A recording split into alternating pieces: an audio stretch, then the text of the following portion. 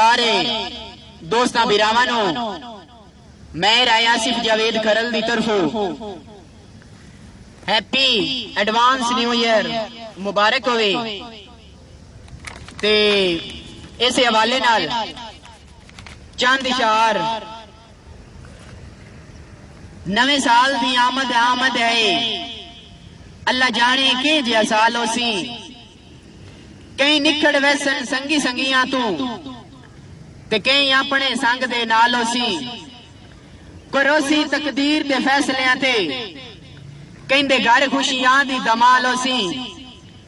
नवा यार बने सू 2017 विच जिंदी उम्र भी 17 साल होसी।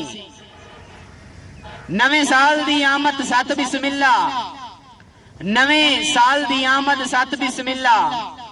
हैरान खुदाई हो गई है हिक्के जाटे चाके किस्मत दी तब्दील लिखाई हो गई है।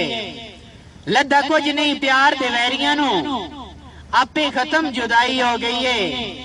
और जिंदे रसन दी आस मुकाई वदे हासे ओदे नाल रसाई हो गई है। और जिंदे रसन दी आस मुकाई वदे हासे ओदे नाल रसाई हो गई है। नवी संगत भी है, नवा साल भी है, दो यार मुबारक होनी। जेडे पुराने संगियां छड्ड गए ने ना उन्हां दी नजर है भी नवी संगत भी है, नवा साल भी है, दो यार मुबारक होनी। साथू फरदे सज्जन दे बाजुआं दे गल हार मुबारक होनी।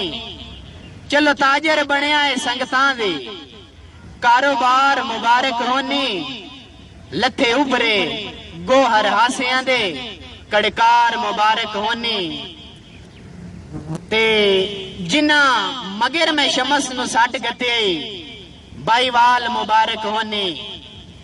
अल्लाह चूक छुड़ाइए हेणिया तू हम ताल मुबारक होनी। भुखे सज्जन दुआई पे देंदे नी ज़र माल मुबारक होनी। नवे साल समेत हयाती दे सारे साल मुबारक होनी।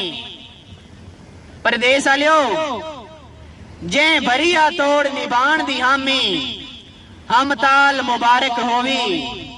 और जेड़ा बने जामिन दुख सुख दा बाईवाल मुबारक होवी। सानू गुरबत ठीक है नवियां दा ज़र माल मुबारक होवी।